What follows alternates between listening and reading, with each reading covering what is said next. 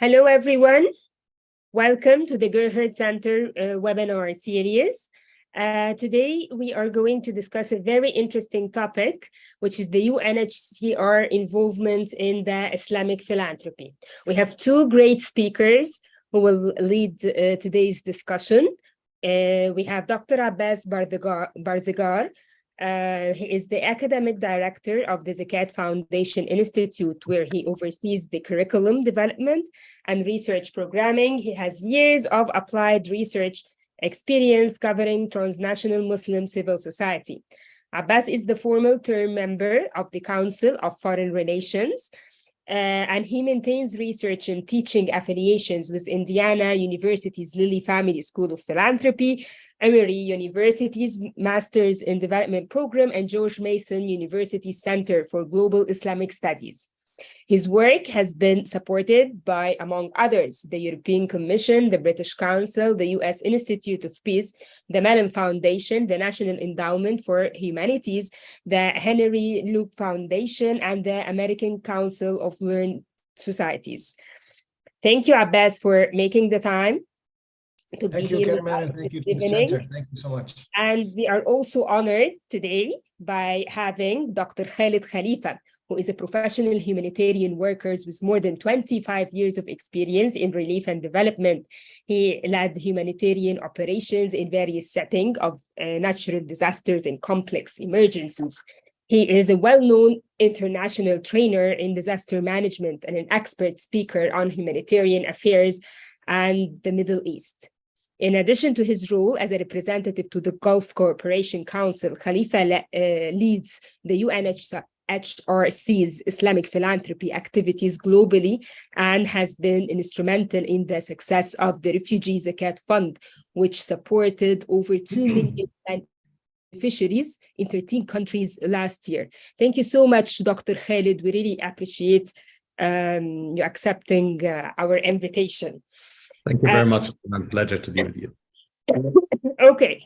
Now, Dr. Abbas will start the discussion by giving us a brief idea about the Muslim humanitarian sector. He's going to walk us through the origins and the history of the sector, and he will also touch on some of the challenges and the infrastructural problem that the sector has. And after that, Dr. Khalifa will tell us about the UNHCR fund, the UNHCR funds, and will tell us how does the Zakat fund fill this gap in the sector. Dr. Abbas, over to you.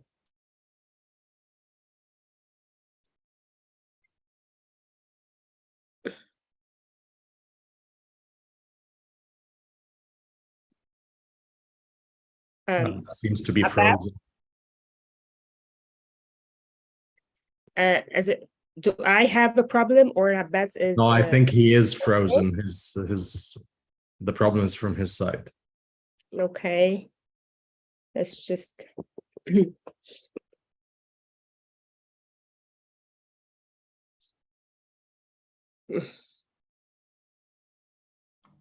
I'm back. Excuse me. Hi, Abbas, we can hear you now.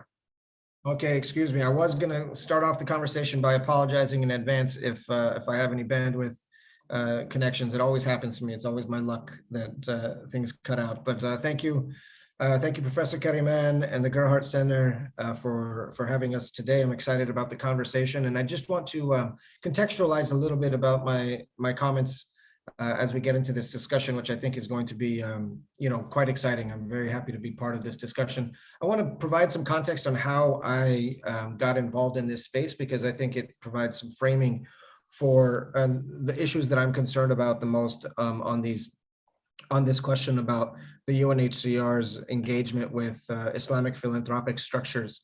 And I'll begin by going back to about 2013 or 2014. I was a professor at Georgia State University, and at that time, this was well before the sort of rise of ISIS and its digital and physical empire.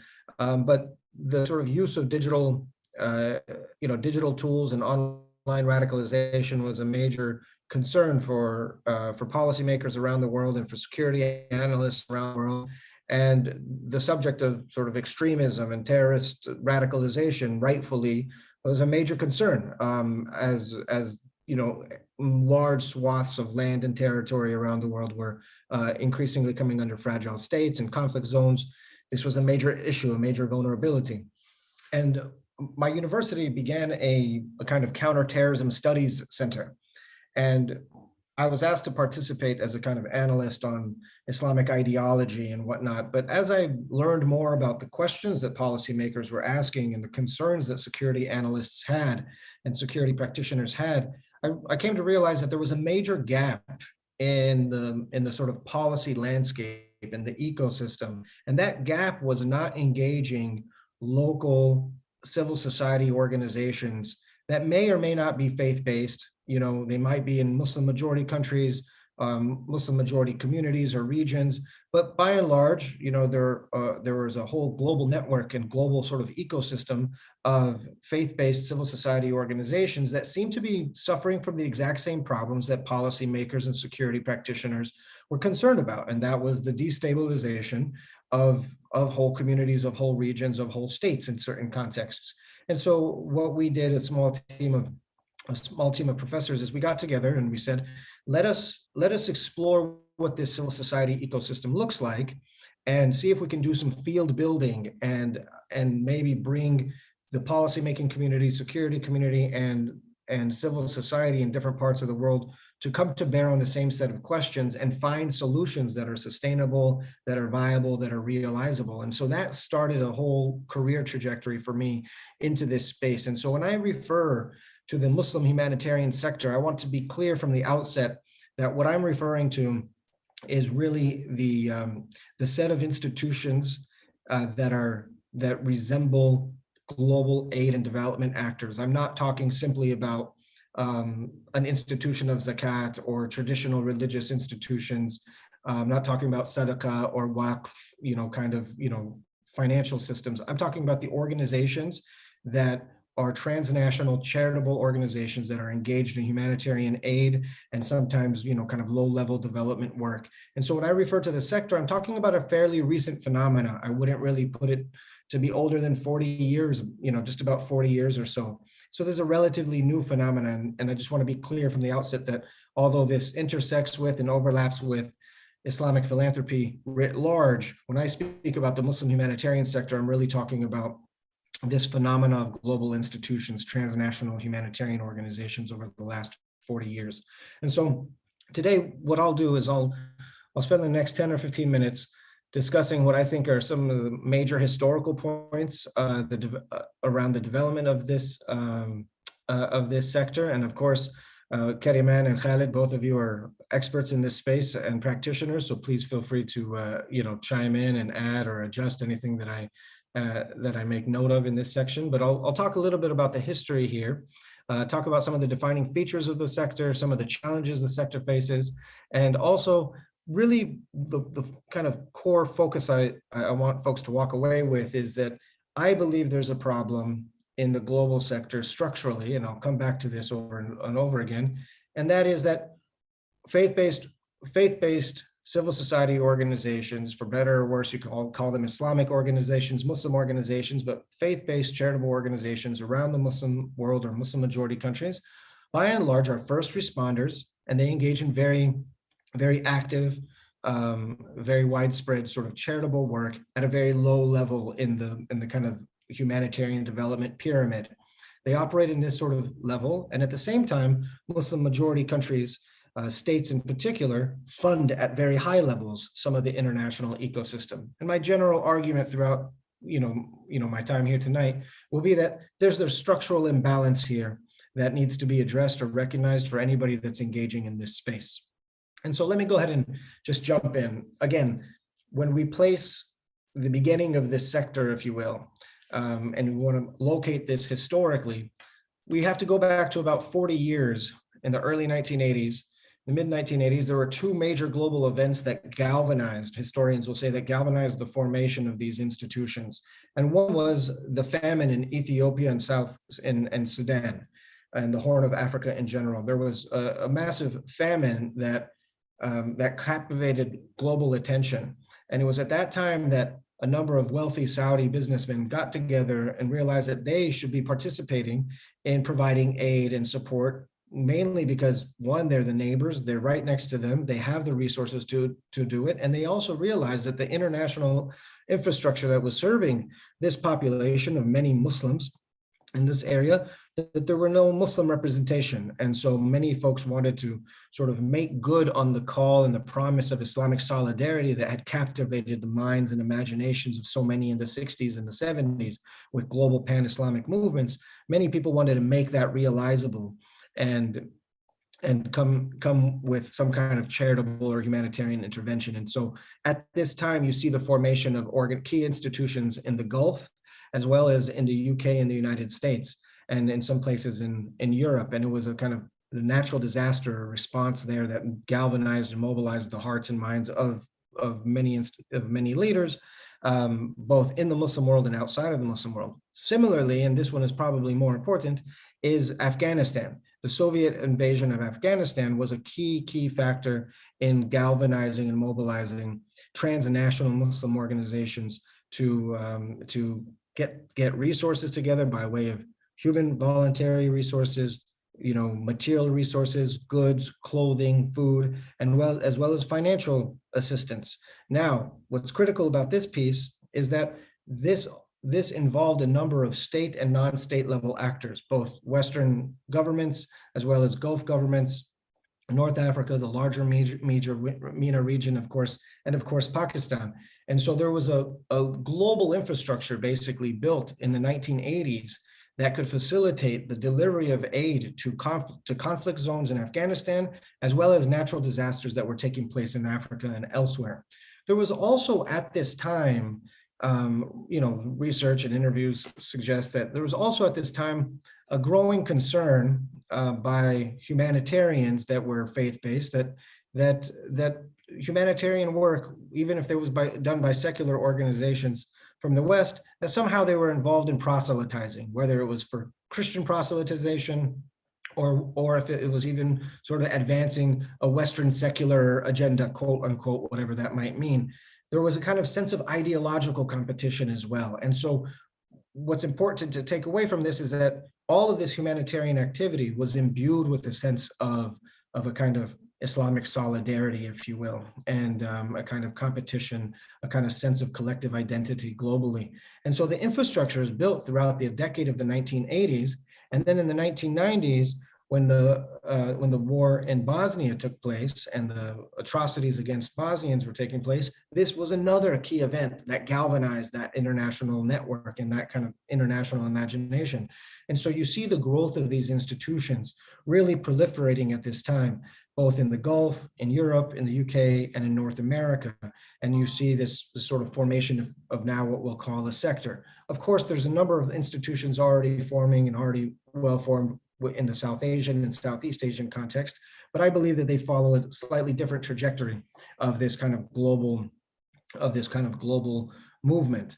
And so then when 9/11 happened, you had a kind of a growing concern with the 9/11 happens, then the Iraq invasion, and you see further sort of politicization and militarization of humanitarian zones.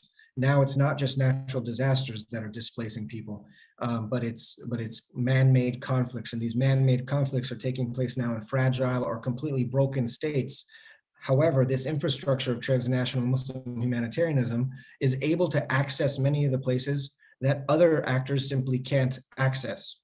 They have developed over the course of 2 decades now, a global network built on trust, accessibility, and rapid mobilization of resources. And I think that's something really to pay attention to, is that the strategic advantages of many in the so-called Muslim humanitarian sector, if you will, are that they have great levels of trust with local populations. They have great levels of access to those local populations. And because of their decentralized and highly networked nature, they have the ability to mobilize resources in ways that are simply faster and quicker than others, mobilize and deploy.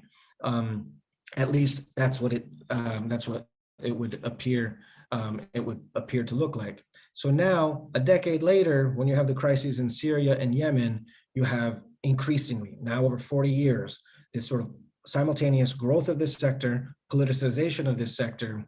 And what's happened in this context, and this is the major challenge, is that many of these organizations in the 1980s and in the 1990s, a number of networks and chapters of maybe affiliates of an organization here seem to have been caught up and used and abused their humanitarian cover for military purposes or for even terrorist financing. And rightfully, the international community was concerned about this. Security experts and counterterrorism finance experts and practitioners rightfully identified bad actors in this space and clamped down on any kind of abuses of power that would take place here. And this was a swift and quick response, and it was a very effective response led by the United States and the regime of kind of counterterrorism finance was developed that really put the lid on this kind of activity in the mid 2000s. It was done so well.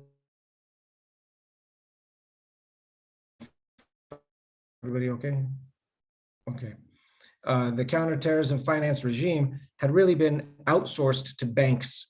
And so banks began to de-risk and they began to sort of use Muslim charities and other charities operating with, not just Muslim ones, but other charities operating within these contexts, kind of use them less. They de-risk them, if you will. They would take them off their platforms. They would scrutinize their transactions more. And all of this is in the name of, and in the interest of security. And it was rightfully done. However, many critics and many practitioners will say that the CTF, or counterterrorism finance regime, has sort of overextended itself. It's kind of overstretched itself to now impact entire swaths of a sector. Instead of using a kind of surgical instrument to weed out the bad actors, it's had adverse effects on the entire sector. And so what are some of those challenges that the sector now faces? In addition to the sort of the pressure of operating in this politicized context, the sheer demand, the sheer humanitarian demand that is placed upon these actors exceeds their capacity. Remember, these are brand new institutions. Many of these were local networks. They didn't have the experience to build these institutions out on a scale that's supported by, large international non-government organizations, many of which are trained and backed and supported by state infrastructures. So these are genuine civil society grassroots organizations that went transnational and simply grew in ways that couldn't handle the capacity and the demand that was placed upon them. Also, again, in this politicized context, it's made it difficult for these actors to really operate. And so, if you put all of this together, especially with the kind of demand that's placed on the organizations today and the need for urgent financing, you'll see that many of these international organizations are simply being alienated or marginalized or reduced to a kind of peripheral role in providing humanitarian and development response. And so today, these organizations are something at a crossroads. They have gone over the last decade or so, many of these institutions, both in the Gulf states, across the MENA region, as well as in the UK and the United States. What you find is many of these organizations have gone through wholesale restructuring. They've gone through new systems of auditing, transparency, and engagement with the broader humanitarian sector and development sectors, and are truly engaged as actors in the space. However, they still suffer from the lingering effects of the 2000s counterterrorism finance sort of shadow, and you'll find many times that organizations' bank accounts are being closed. They can't transfer funds to sensitive regions. They have a hard time to sort of build out that infrastructure still, because there's a kind of lingering chilling effect from the 2000s. At the same time, frankly, there's a lot of these organizations that are at that have ideological or kind of religious rivalries with other actors in the region. And so there are geopolitical interests at stake, and there are sort of geopolitical rivalries at stake. And so these mundane CTF policies are exacerbated by political interests. We saw a major rift in kind of the Gulf states in 2016 that seems to be sort of easing up a bit now, but that caused a major rift by the listing of certain organizations as being blacklisted. And there's this kind of international jockeying of who are the legitimate humanitarian actors and who are the illegitimate humanitarian actors. And all of this, frankly, hurts the beneficiaries at the end of the day. There's also, of course, that lingering sort of capacity problem. Again, Muslim charities, by and large, are providing low-level charitable services and have not built out the capacity or competency to keep pace with the demand. And if you add to that the kind of technological advances that are taking place within the humanitarian and development sectors, as well as new actors coming into the Islamic philanthropic sector, you'll see that these organizations feel extremely threatened. And my takeaway point really for the evening is that if we want to have long-term sustainable humanitarian development responses, and hopefully one day we don't have to have humanitarian sort of responses at that level, but if you want to really create an infrastructure long-term, we should not neglect this sector as we develop innovations in the humanitarian development space. This sector should be grown alongside the same kind of innovations that are taking place elsewhere in order to build out a civil society ecosystem and infrastructure that can be truly responsive and sustainable to the needs of those that have been displaced by war or affected by natural disaster. And so I think I'll stop there. Karima and Khaled, thank you for letting me lead the conversation this evening, and I'm looking forward to continuing the discussion.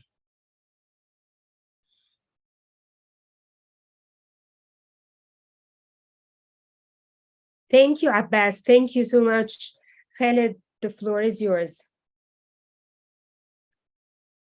Thank you very much, Kariman, and thank you, Abbas. I would like to start my intervention by thanking also the Gerhardt Center for giving us this opportunity, and to thank the participants on the line who are listening to us patiently. I will start my intervention probably with where Abbas finished, and refer to two important points in the history of humanitarian action. Abbas traced the history of Islamic institutionalized civil society in its modern sense from probably the 80s until now. But I want to say that philanthropy is as old as humanity. But there are certain periods in history where a shift occurred. One of them was the birth of the current humanitarian architecture, the current international humanitarian system as we know it now. And it is important to refer to that because when we say international humanitarian system, it can be misleading. What do we actually mean by this? Humanitarian action is very old. So what is this system? And some people call it even non-system. But this system, as we know it now, was officially born in 1990 when the General Assembly of the United Nations took a resolution, adopted a resolution, Resolution 46182, which established a department for the coordination of humanitarian affairs, which was turned later on during the time of Kofi Annan into OCHA, which is the United Nations Office for the Coordination of Humanitarian Affairs. And this created the current humanitarian system as we know it.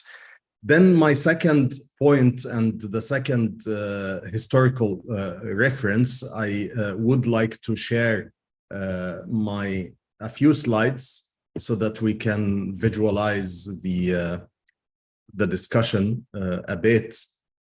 I'm just opening it, so please let me know when it appears.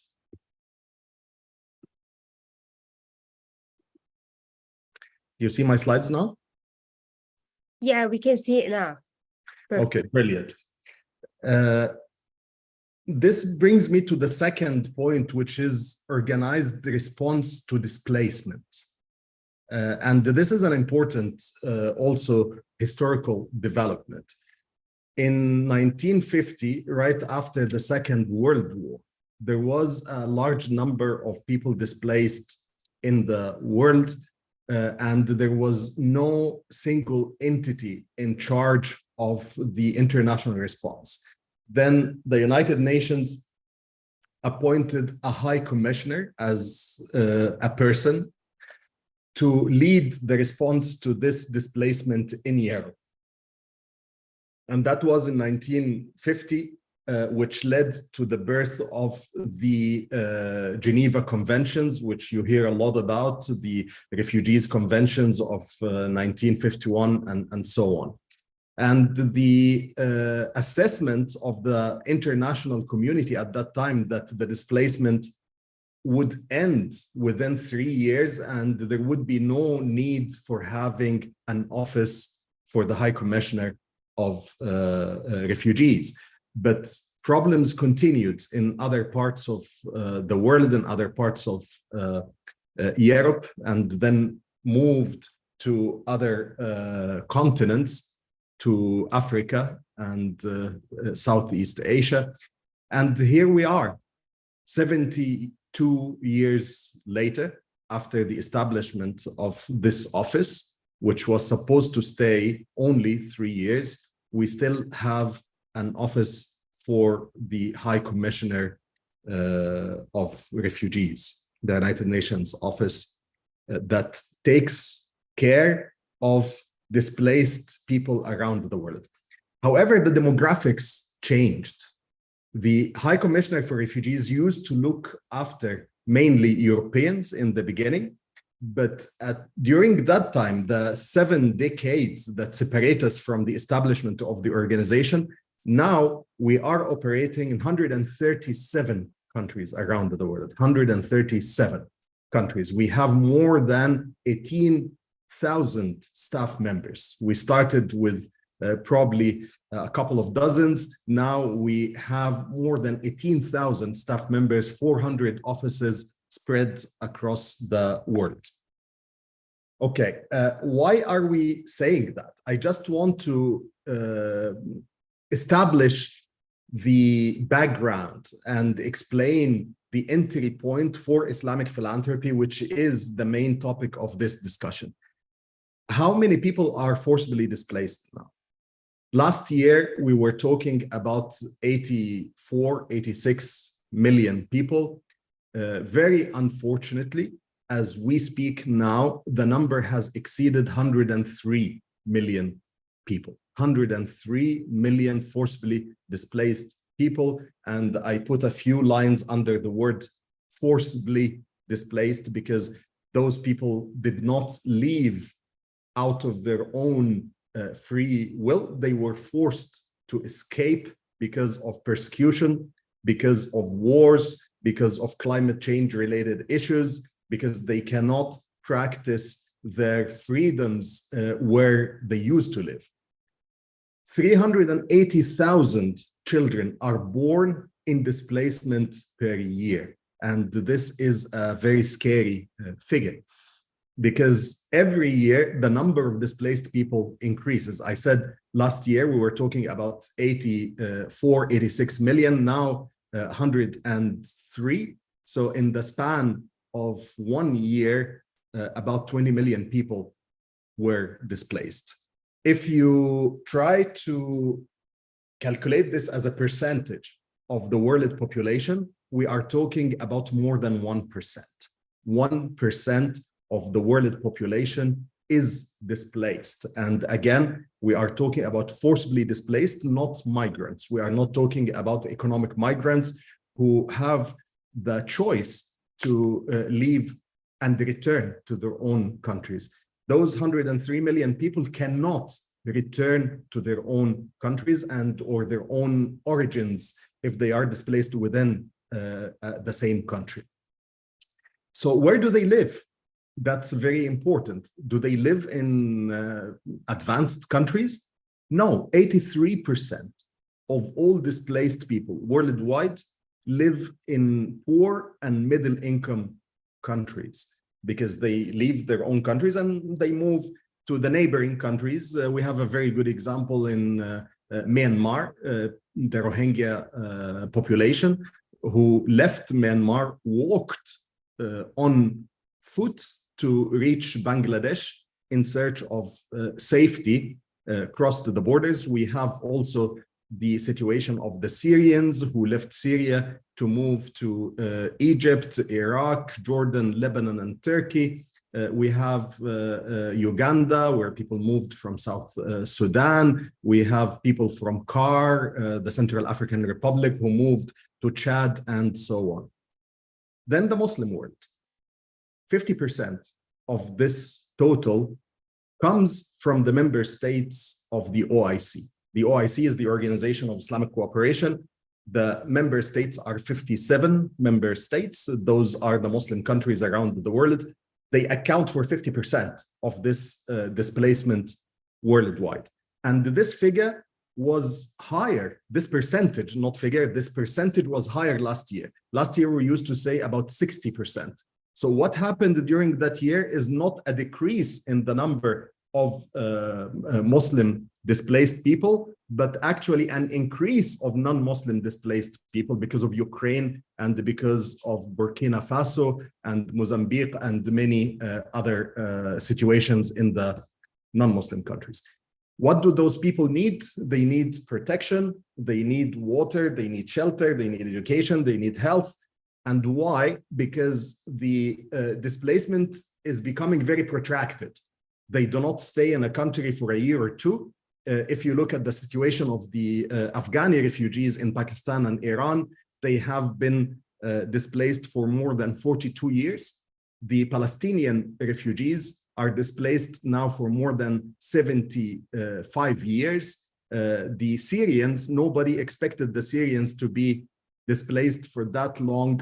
The Syria crisis is older than 12 years now, and nobody can live such extended periods of time without having a situation that is near normal. They need to have a place to live, they need to have education, they need to go to school, they need to have toilets, they need to have water, and so on. UNHCR focuses on two pillars. One is protection. We are the only agency in the world that is mandated to provide international protection in the sense that we recognize people as refugees. We give them the international protection on behalf of the international community, and we search for durable solutions for them. The other pillar is the assistance, because sometimes the protection solution takes time. It even takes, as I said, decades, but ad interim, people still need to be assisted and they need to live. So if we are talking about 50% of the caseload coming from the Muslim world, and Abbas mentioned something about the structural imbalance in the world we live in. Muslim countries, many of them are not poor at all. The size of the Muslim community, Muslim economy this year has exceeded $3.6 trillion.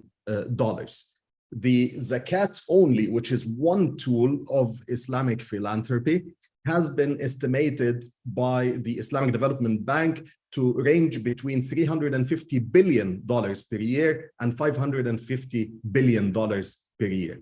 This alone represents 10 times more than what is needed for the humanitarian response worldwide.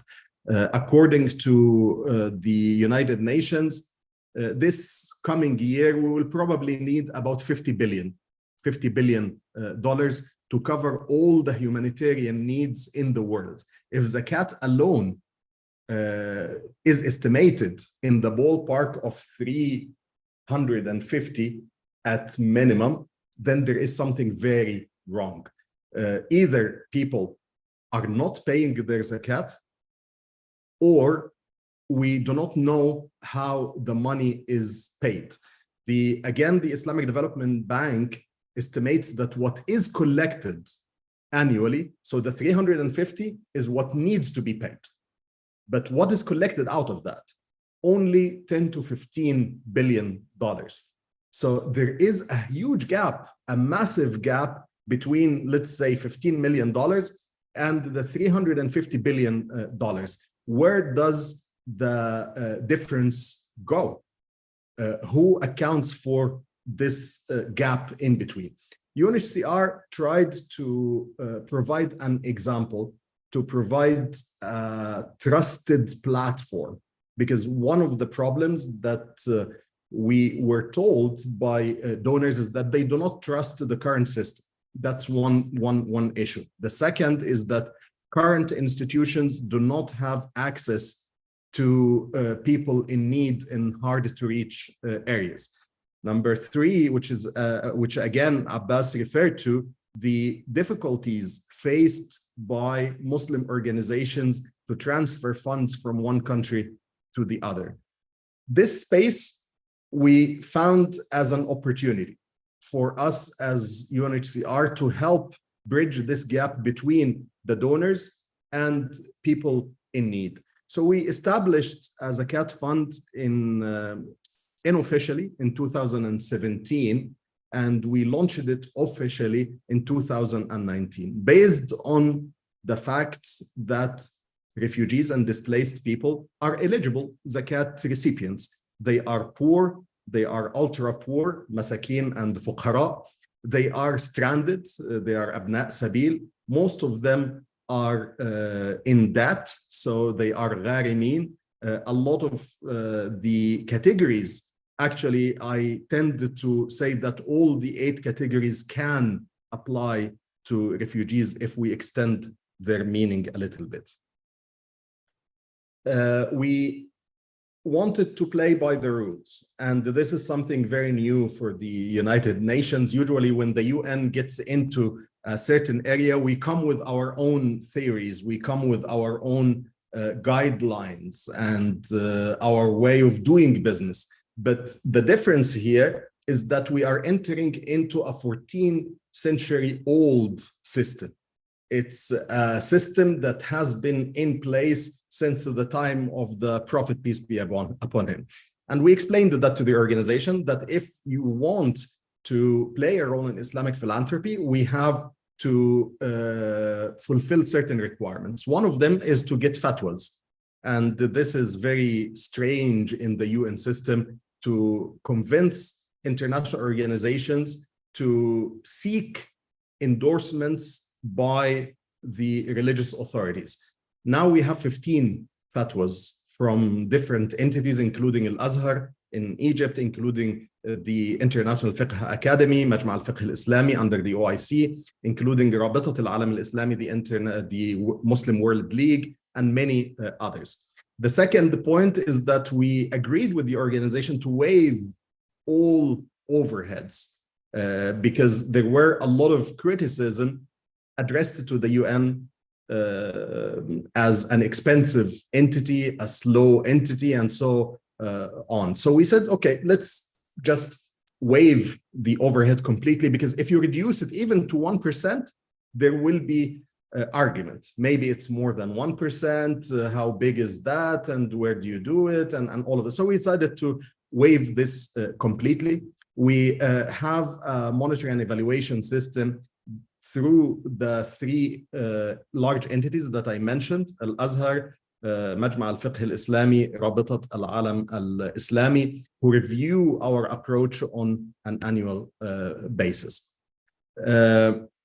Those are our endorsers. I will not mention all of them. There are 15 and the list is growing.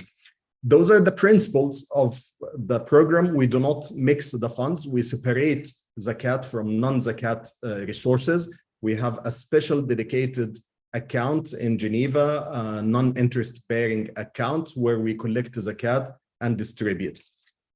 More importantly, is where do we implement? I mentioned in the beginning of my presentation that we operate in 137 countries. but we do not do zakat in 137 countries. We do zakat only in 13 countries worldwide, because those are the countries where we are comfortable to our Sharia compliance and where we feel that we can be more transparent.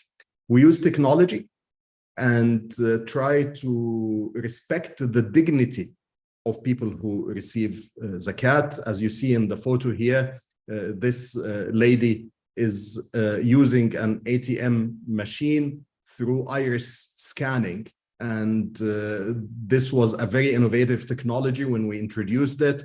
Syrian refugees in Jordan can go to certain ATM machines, scan their eyeballs, and get their financial assistance in a very dignified manner. The countries where we supported and where we work, as was mentioned in the beginning, until now, from 2019 to date, we assisted more than 5.5 million people with zakat funds.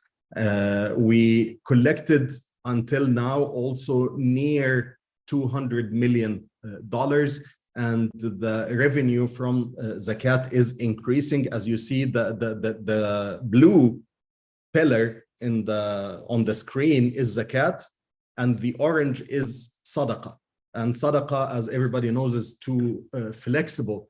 Zakat, on the other hand, is the most restrictive Islamic philanthropy tool. However, year on year, our zakat income exceeds the income that comes from sadaqat, which means we are on the right track and donors are trusting what we do. This is the list of countries where we implement zakat. As you see, Bangladesh, Iraq, Mauritania, Iran, Egypt, Jordan, Nigeria, Algeria, India, Lebanon, Yemen, Tunisia, Afghanistan, Malaysia, and Somalia. Some of them, as you can see, are very difficult countries to operate in for Muslim entities, including Afghanistan, Somalia, and Yemen, where it is very difficult to make financial transfers, and we do it for free. So we are calling on Muslim organizations to partner with us for the benefit of people in need. This is a very interesting slide, if you bear with me for a few seconds. What is the value of zakat as a system? It is, in my view, the most effective way of assisting people and assisting the communities they live in and they are hosted with. Zakat should be given in cash, and if not possible, we can give it in kind, but the best way to give zakat is cash, and we leave the decision of utilization to the beneficiary. In this way, you do not only assist the family, but you also energize the market. How do we prove that?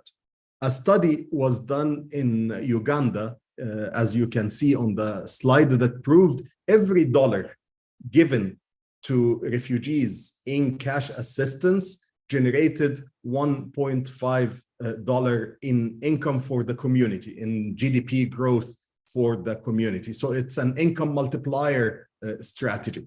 The same applies to Rwanda, and this study was conducted by WFP, who, on the other hand, highlighted that if you distribute that in kind only in food, the return to the GDP is less. So it's 1.3 if you distribute in food, it's 1.5 if you distribute in cash.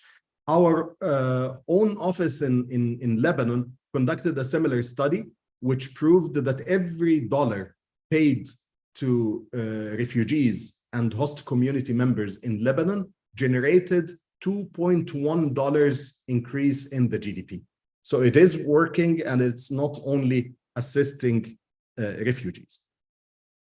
Zakat is a beautiful tool that can address the SDGs, and I hate this discussion, so I will not go very much into it because we do not have to overstretch everything to fit it within the SDGs. But even if we want to do that, by paying zakat and helping communities, we can address poverty, we can address hunger, we can address health, and we can address education and even gender equality because of assisting female-headed households and so on. We have a lot of stories that I will not go into for the benefit of time, where refugees and displaced people told us that receiving cash changed their life, either by paying for badly needed health care, sending their kids to school, or providing them with a roof over their heads, because a lot of refugees actually use the assistance they receive to pay their delayed rent, to buy food. 94% use the money for food and rent, which is a very telling statistic.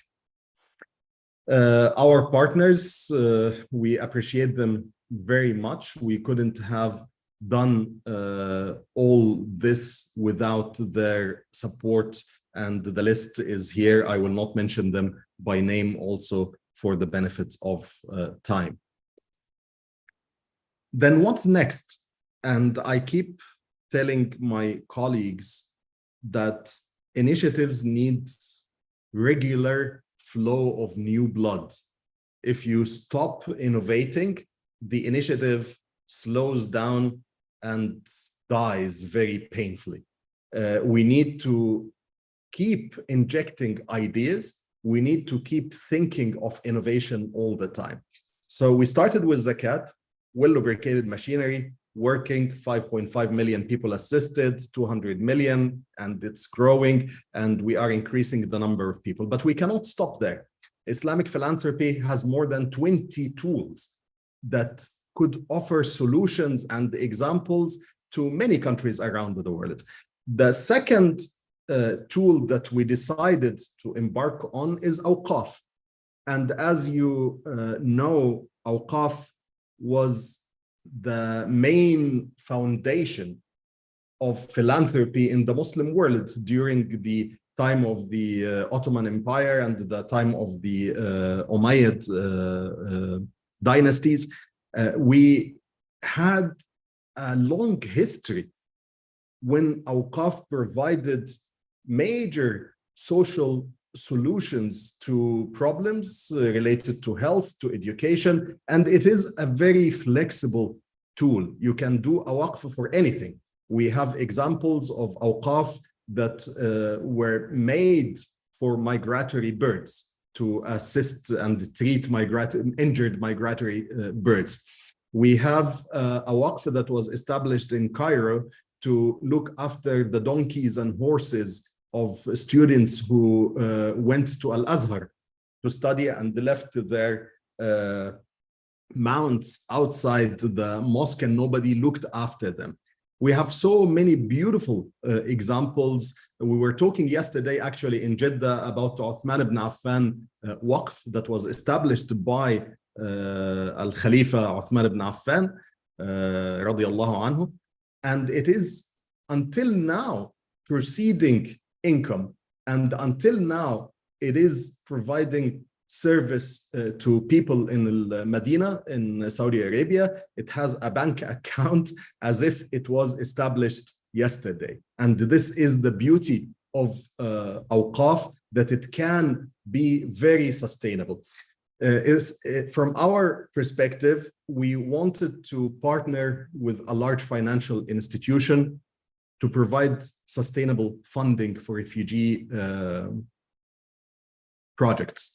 We spoke to the Islamic Development Bank and the Islamic Solidarity Fund, which is the poverty alleviation arm of the bank, about establishing a cash waqf, which is a new trend in this sector that is approved by most scholars in modern history. And we made available between the two organizations $100 million.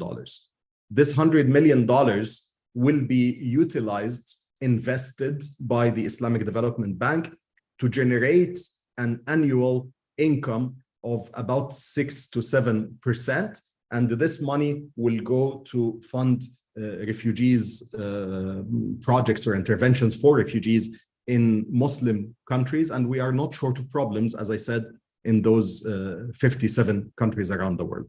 The target is to reach $500 million. And I'm very, very optimistic that we will reach this target very soon. And when we reach it, inshallah, we will be generating about $30–40 million per year to fund projects for refugees. Imagine if we have 100 of those examples. How many problems will we solve on an annual basis? Imagine if organizations are given the freedom to invest and not to firefight all the time. And this is one of the problems of the humanitarian sector, that we keep fighting fires all the time without having an eye on the future, because we cannot. You cannot do the two things at the same time in an efficient manner. We were lucky to find a partner who believes in the idea. And I hope in the future, more donors will help organizations to invest and create financial sustainability. The program was just signed in September, last September, in the margins of the General Assembly, and we should start the investment in 23. And I hope in a year's time, we will be telling you about the impact, inshallah, of this project. What is the future? And this will be my last slide, I assume. Yes. We plan to expand our Zakat fund because we are still only scratching the surface. We are tapping into a very, very small layer of Zakat, and we are talking to partners worldwide because the mechanism is not working. I think we will be fooling ourselves if we say that the Zakat system worldwide is functioning in an efficient way. There is room for improvement. There is room for new partners, and the market is huge, but it is not really well utilized. We are considering to launch a Sadaqah Jariyah program to help people honor the memory of their loved ones and do an investment that also goes beyond the immediate assistance. Activate the Global Islamic Fund for refugees in the beginning of the year and create additional ones. And not all Awqaf should be at that size, 100 million. That's a massive program. I am hoping that we will have tens of small Awqaf established all over the world in many countries, in partnership with entities that believe in the same cause, to generate bits and pieces of income from here and there, because this is what is needed in the future. One of the problems of this sector is that we have been dependent on donors for a very long time, but it's not working anymore. We need to change the way we are doing business, reduce our dependence on donors gradually, as most organizations are doing. And Islamic philanthropy can offer genius solutions in that context. The last one that we hope to step into will be, inshallah, sukuk, the Islamic sukuk or Islamic bonds. But this again requires additional infrastructure within the organization that we are working on. I will stop here. I just wanted to provide a glimpse of what we do in Islamic philanthropy and encourage other organizations to do the same. We are not concerned at all about competition, to be honest. In most meetings and seminars, we encourage other organizations to join us. The more, the merrier. Our objective is to assist people. And we need additional players everywhere in the world if we are to respond to the current pressing problems that keep increasing year on year. Thank you very much. Excellent. Thank you so much, Khaled. And thank you, Abbas. It's great work. And I'm sure the audience have questions. So please, if any of you have questions, please feel free to raise your virtual hand and you can address the question directly to the speakers. But before that, I just want to ask you, I have a couple of questions that I want to ask Khaled and Abbas, and I would love to hear your thoughts. Khaled, as you said, Zakat is the most conservative institution in Islamic philanthropy. And the debates around the interpretations of the eligible channels and even the eligible recipients are endless. So I'm wondering, how do you navigate between the different channels and interpretations? Do you follow a certain school of thoughts? Like, how do you do this? Very good point, Kariman. That's why we have 15 fatwas. And I keep saying that I am not actually proud that we have 15 fatwas. If the Muslim world was more unified, one fatwa should be enough. We do not need to seek the endorsement of all and sundry. We should have one endorsement that suffices for everybody else. But because of the very unfortunate fact that people do not believe in one single reference or one endorsement, we need to multiply. And we will keep collecting fatwas from different parts of the world and endorsements also from the Shia community, which we have not started yet, and we haven't spoken about collection from this part of the world. The world needs some flexibility. We need some ideological flexibility if we are to address the problems of Muslim communities who are suffering in different countries around the globe. We need the scholars to look at legislation, at Islamic fiqh from a more realistic perspective that addresses the current needs. We need more investment in fiqh al-waqa, the fiqh of reality. We need to invest more in speaking about fiqh al-maqasid, al-ma'alat wal-maqasid. What is the purpose of the Islamic philanthropy tool? The purpose is to assist people. And that is the ultimate goal. We should all work together in a flexible way to reach that goal. We are in regular discussions, and I think we are making progress. We are gaining more and more understanding and endorsements by the day. Thank you, Khaled. I'm also interested to learn about your donors. Is the majority of your donors like high net worth individuals, or is the majority of the Zakat donation comes from small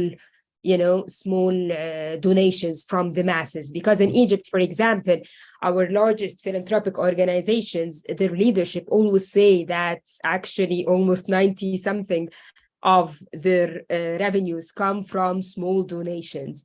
Also, does it come from Muslim majority countries or more from the diaspora and the Muslim communities in the West?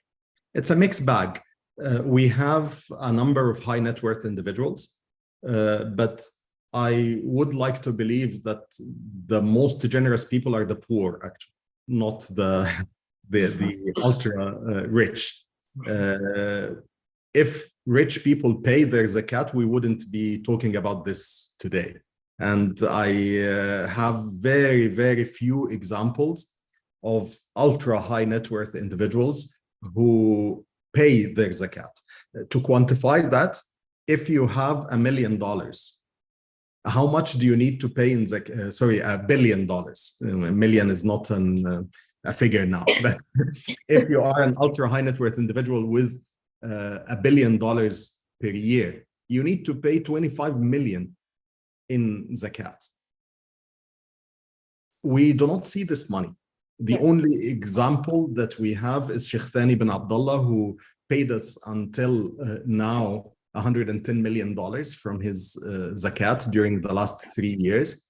And he's the only businessman I know who has accountants to calculate his zakat and pay it. But to answer your question in a nutshell, we have a lot of individuals, thousands of individuals worldwide who donate smaller amounts, $100, $1,000, and that constitutes about 60% of our income. We are talking only about private donors, not government donors, because governments do not pay zakat. Okay. Type a question to Abbas, and I want to know your thoughts, about the idea of the UN crowding, or secular organizations crowding the Muslim organizations, crowding them out in the zakat. Like you have mentioned yourself, the problems and the challenges that the sector faces. So I'm just interested to hear your thoughts. Like if the UN has the easier access, if they have the know-how, and if unfortunately the environment in the Middle East is not conducive for smooth cross-border donations for many things, why not? Like why there are debates against this if the objective is to serve the needs of the Muslim population? No, thank you, and no, thank you for the question, and it's one that's sort of central to the to the unrolling of this UNHCR program, but not just UNHCR's program. UNHCR's program, frankly, Khaled and the team there have produced some of the most kind of remarkable infrastructure and innovations in terms of integrating Islamic philanthropic and financial tools into conventional humanitarian and development finance. But the UN's engagement with Islamic finance and the sort of, the eyes on Islamic finance, the eyes on zakat have been around for quite some time. And, as somebody who has been intimately involved in sort of policy conversations and the goal of those policy conversations are to increase the capacity and protect the capacity of civil society organizations in Muslim majority contexts, where we do have a major problem with the closure of civil society, the securitization of civil society. What we get concerned about is that this is simply one more structural imposition upon that whole global sector. And it may be a quick solution, frankly. Yes, if we can't get money to Afghanistan any other way, and people are doing cash carrying into Iraq and Syria and Yemen and using hawala systems, okay, maybe the UN is a good way to sort of bypass some of those structures. But what is the long-term cost of bypassing this, this sort of problem instead of solving the problem? The long-term consequences is that we will continue, as we have over the last 20 years, to securitize the space and to sort of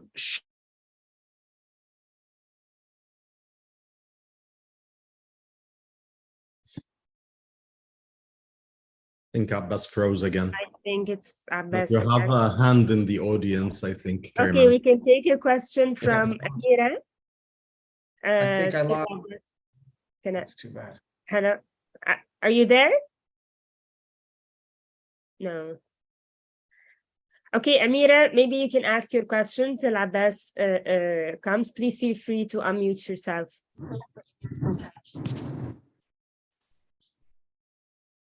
Hello, can you hear me now? Yeah, we can. Okay, thank you, Karima, and thanks, Khaled, for your insightful presentation. I have a question regarding the governance model that you're intending to apply. especially within the UN system, because I've worked with the UN for quite some time, and I know it is a sort of a complex system to work and to navigate through. So how are you planning to introduce and to manage the funds within the UN system? If you can elaborate more about this point, that'd be great. Thank you. Thank you very much, Amira. Which funds exactly are you referring to? The Awqaf funds or Zakat funds?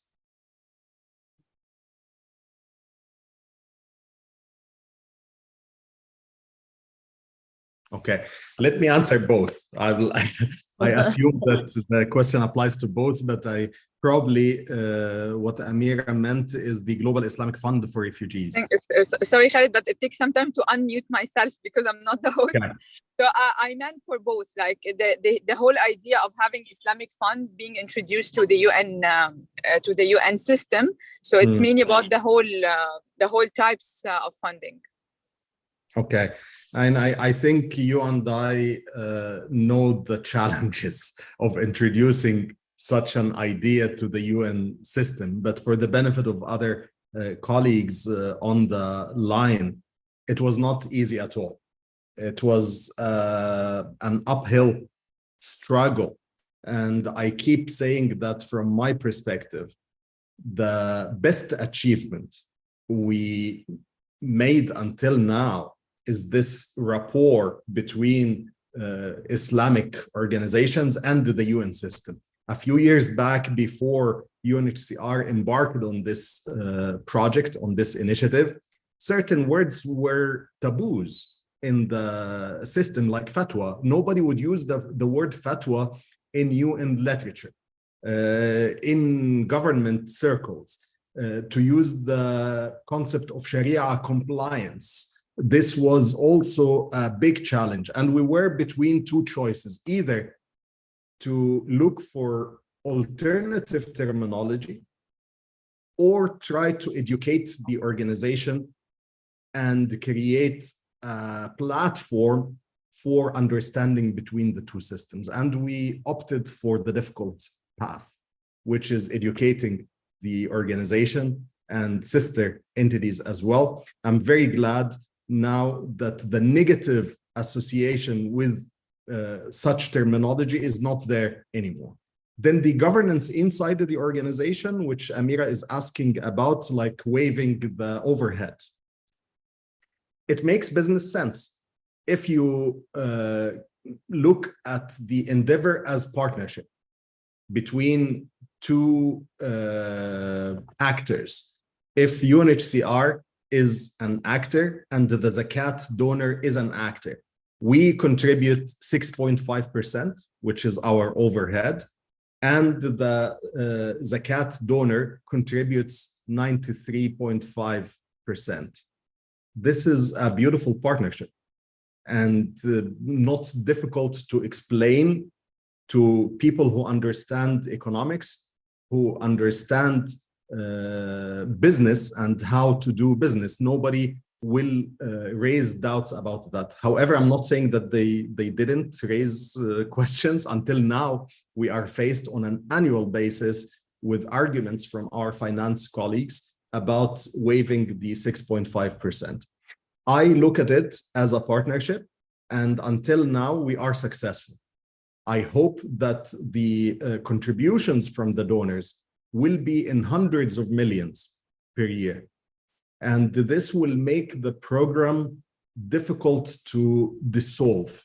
It will be adding too much value to the system. And I think the more money we receive, the more money we channel into entities in the field to work with us on distribution and to inject blood into dormant economies, like in Afghanistan, like in Yemen, the more this program will survive and the governance structure will be accepted and it will make sense. Once you add money to the mix, once you add value, everybody becomes convinced at the end of the day. So that's the policy. We are hoping to keep adding value on Zakat. On the Waqf, the governance structure is actually with the Islamic Development Bank. So the money will be utilized, will be invested by the Islamic Development Bank. They are the ones who will look after the financial terms of the agreement. UNHCR is more on the recipient end of the equation. We sit with them on an annual basis, agree on a number of projects to implement, and we report on that to the steering committee, which is composed from both entities. So I hope that answered your question, Amira, but I'm happy to add more information bilaterally later. Wonderful. Thank you so much, Khaled.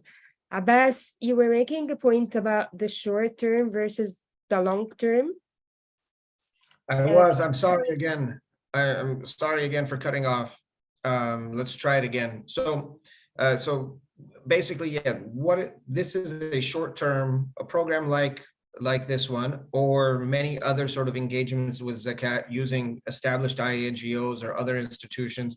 Again, there are organizations, not just INGOs, but even civil society, faith-based organizations that are not Muslim that are soliciting Zakat funds, and these are sacred dollars in Islamic tradition. It's just a little bit ironic and kind of odd from a sort of sociological perspective. But yes, to your question, Kariman, yes, this may be a short-term solution to some very deep structural problems that are related to humanitarian finance governance, okay, and CTF. But what are the long-term consequences of working around those problems instead of through those problems and fixing those problems? The long-term consequences are the continued closure of civil society in parts of the world that are desperately in need of strong civil society. And by which we mean organizations that are independent, that can operate with neutrality, with impartiality, and can operate just like they do in any other part of the world. However, what we find in these highly politicized contexts is a lack of democracy, a lack of security, a lack of transparency. And I believe that we're exacerbating those problems by working around them. I believe that as these programs develop, as state institutions and large international organizations like the UNHCR are embarking upon these programs, that I challenge them, and it's been great working with Khaled over the last year or so, but I challenge them to also commit to building up the capacity of these civil society organizations, bring them along in the journey so that we can use the scale, the strategic advantages that they have. Again, accessibility, trust, rapid mobilization of resources. We're sitting on an untapped resource in the global Muslim humanitarian sector that needs to be optimized, needs to be scaled. And so I'm all for, solving problems and innovating, but let's look at the consequences and let's just try to be a little bit more have some foresight as we continue down this road. Thank you, Abbas. Thank you so much. And if I may ask the speakers to take their permission to take a question from Alexander, raising their hands. Alexander, please unmute yourself. And thank you so much. I was struggling to unmute here on my end. Thank you so much, Dr. Abbas and Dr. Khaled. This has been really, really great hearing your perspectives. My question was sort of tapping a little bit into what you just answered on, Dr. Abbas. Do you see the potential for sort of those original and outside the big INGOs and UN system CSOs for engaging in somewhat of a coalition with the bigger INGOs and UN agencies for leveraging these Islamic philanthropic funds for development and humanitarian aid?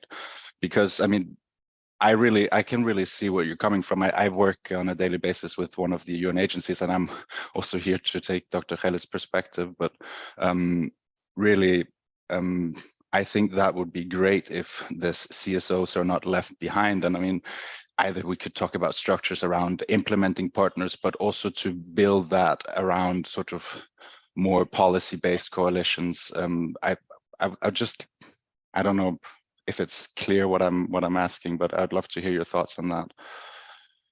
Yeah, absolutely. I'm happy to report that that the field building and the dialogue conversations have already taken place. And you know, Khaled was intimately involved in leading one of these efforts. I'm sorry, Khaled, to speak on your behalf, but while during his time at OCHA to lead one of these, I'd say, field building efforts. And there's a network of individuals out here trying to do something similar. I firmly believe that the CSOs, both of the region and those representing diasporic populations in Western countries, are eager to engage. But one has to very, very much take into consideration the kind of structural imbalance and the depth of that structural imbalance. And so if UN agencies are willing to embark upon that kind of coalition conversation, I can assure you that the sector representatives, the leadership, they're eager to engage, they want to engage. But the terms of the engagement so far, frankly, have been so imbalanced that that it deepens certain levels of distrust. I've been in many of these conversations in different parts of the world, and sometimes, you know, the discussions don't go that well because maybe both sides aren't prepared on each other's interests. But what we're ultimately dealing with is almost a kind of track 2 diplomacy of sorts. And so one has to really, really think that the goal is building this infrastructure, not simply getting the resources. And if we, as partners and leaders in this space, centers like the Gerhardt Center, agencies like the UNHCR, and you know, there's the task force, the interagency task force at the UN. You know, if these sorts of agencies are available to facilitate the field building as a goal in and of itself, we can build out that infrastructure. But we have to make sure that getting zakat money or getting sadaqah money or using Islamic finance tools is not at the very top of the conversation. This is simply one of the outputs, and as the economists would say, a positive externality of the field building that would take place. And so if folks are committed to that kind of conversation, I can personally assure you that the leadership of the sector would be very excited to get involved in that kind of discussion. I may add a couple of points here, Kariman. Yeah. Sure, of course, go ahead. Well, thank you, Alexander, and thank you, Abbas. I fully agree with you. I see the concerns. And I come from the civil society system myself. I understand the concerns of Muslim organizations that larger entities like the UN is stepping into this arena. I do not want to talk about non-Muslim NGOs that are trying to work with zakat, because I'm also not in agreement with that. But I would like to look at the UN as a neutral entity. It doesn't have any religious affiliations. There are two issues or two solutions in my view. One is working in partnership with Muslim organizations. And this doesn't have to be in the form of a coalition. I think if we start with the idea of a coalition or one union kind of, we will be putting the cart in front of the horse, because it will complicate the process. You will go into due diligence issues, you will go into governance issues, it will not work. It's easier said than done. And I have seen many similar initiatives fail because of trying to put everything in one structure. The alternative is to create a multiplicity of actors. And the gap is massive. I mean, how much are Muslim organizations collecting now, Abbas, and before even the involvement of UNHCR? We are only involved less than 5 years ago. How much do all the organizations collect together? Less than $1 billion, probably. Yeah. And you are talking 350.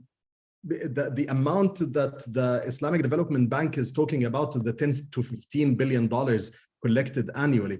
This includes institutional collection in countries like Saudi Arabia, in Malaysia, in Sudan, in the 8 countries where there is a legislation for zakat. So where does the rest go? And why it's not happening? So if one of the byproducts of this project, of the initiative of Islamic Philanthropy, is to actually worry Muslim organizations and make them move faster or change the modus operandi. I think I will be happy with this result, because we need more energy in this sector. We are happy to partner through our existing implementation partnership facilities anywhere in the world. And many Muslim organizations are already implementing partners for UNHCR. We are happy to explore another model, but we are facing difficulties that we engage only in the distribution. We are not very happy to be in the collection business. It's not easy. If Muslim organizations, especially zakat houses, who are very, very dormant for many years, they're really moving an inch per year. If they change the way they do business and agree to work with new actors, then they can work on collection, we can work on distribution. It becomes a win-win situation for everybody. But for us to reach this level, I think we need to be very well established. Otherwise, nobody will listen to us. And this, again, is from a business perspective. If you imagine UNHCR 5 years ago or 10 years ago, no zakat program, no collection, no infrastructure, nothing. And we go to one of the meetings and we sit with zakat collectors and we tell them, let's partner. Nobody will ever listen. We are talking now because we have a slice of the market. We have a small slice of the market. And that's why we have receptive ears. And I think this will reach in the future the required formula. We will find a way to fine-tune this partnership and reach a formula that benefits both. We do not want to crowd out Muslim organizations at all. I think if we do that, then we will be harming the people we are trying to assist. So it's a contradiction in terms for me. Thank you. Respectfully, if I could just jump in, Khaled, we've done this a couple of times. And so respectfully, I just want to make a couple of points. One is that, I think the state of research on zakat collection and the potential of zakat dollars in the world is one that is still widely open. The number of researchers around the world that can get us precise numbers, and both quantitative and qualitative, doing real anthropological, sociological kind of work, the field is wide open. So I think there's still a lot of questions out there. But again, just on the second point here, the dialogue and the engagement, whether it's a coalition or a multiplicity of actors. I know that you and I have gone back and forth on that question as well. Regardless of what it is, investments need to be made into developing that infrastructure. Like you say, you need to be current. We have to have establishment. We have to have that infrastructure. But we cannot take steps without the CSOs. And we have to invest just as much into building that infrastructure of human relationships, of trust between leaders. We've been talking about this since the mid-2000s with the Montreux Accords, then the OCHA dialogues. We hosted our own series of dialogues with the EU Commission. This thing takes a lot of time, and it takes a lot of human investment in human capital and human relationships. And so beyond the innovations in finance and distribution, and beyond the compliance issues, let us invest in the human infrastructure to build the trust in the leadership.